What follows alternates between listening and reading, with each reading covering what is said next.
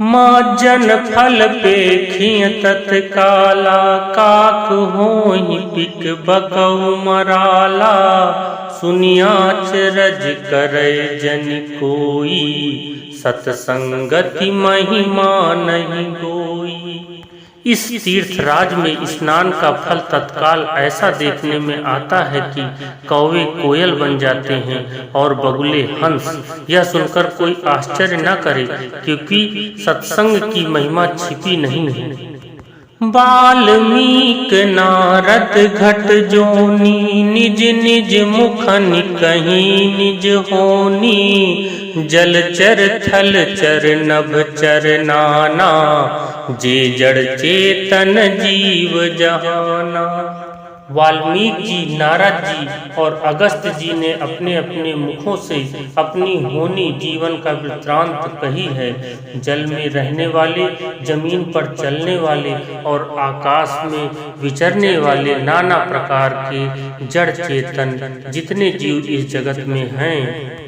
मति की रति गति भूति भलाई, जब जेहि जतन जहाँ जेहि पाई। सो जानब सत्संग प्रभाऊ, लोकहु वेद न आन उपाऊ। उनमें से जिसने जिस समय जहाँ कहीं भी जिस किसी यत्न से बुद्धि, कीर्ति, सद्गति, विभूति, ऐश्वर्य और भलाई पाई है, सो सब सत्संग का ही प्रभाव समझना चाहिए। वेदों में और लोक में इनकी प्राप्ति का दूसरा कोई उपाय नहीं है। बिनु सत्संग विवेक न होई, राम कृपा बिनु सुलभ न सोई। सत्संगत मुद मंगल मूला, सोई फल सिद्धि सब साधन फूला। सत्संग के बिना विवेक नहीं होता और श्री राम जी की कृपा के बिना वह सत्संग सहज में मिलता नहीं। सत्संगति आनंद और कल्याण की जड़ है। सत्संग की सिद्धि ही फल है और सब साधन तो फूल है। सठ सुधरहि सत्संगति पाई, पारस परस कुधात सुहाई। विधि बस सुजन कुसंगत परहि, फनि मनि सम निज गुण अनुसरहि। दुष्ट भी सत्संगति पाकर सुधर जाते हैं। जैसे पारस के स्पर्श से लोहा सुहावना हो जाता है, सुंदर सोना बन जाता है, किंतु दया योग से यदि कभी सज्जन कुसंगति में पड़ जाते हैं तो वे वहां भी सांप की मणि के समान अपने गुणों का ही अनुसरण करते हैं।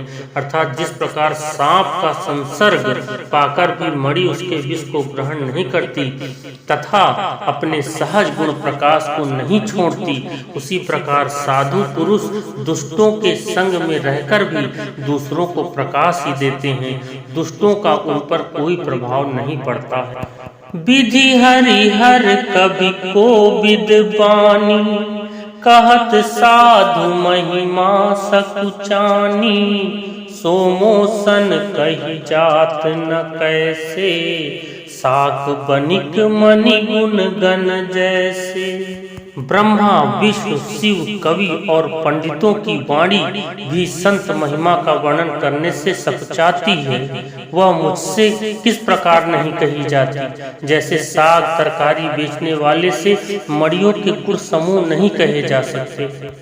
बंदौ संत समान चित, हित अनहित नहीं कोई।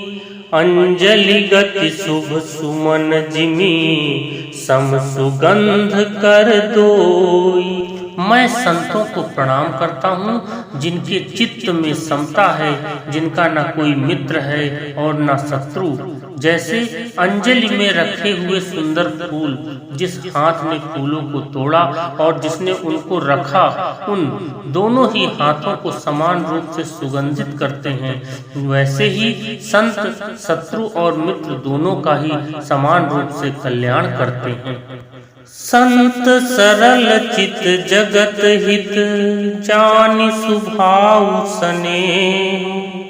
बाल विनय सुनि करि कृपा, राम चरण रति दे। संत सरल हृदय और जगत के हितकारी होते हैं। उनके ऐसे स्वभाव और स्नेह को जानकर मैं विनय करता हूँ। मेरी इस बाल विनय को सुनकर कृपा करके श्री राम जी के चरणों में मुझे प्रीति दे।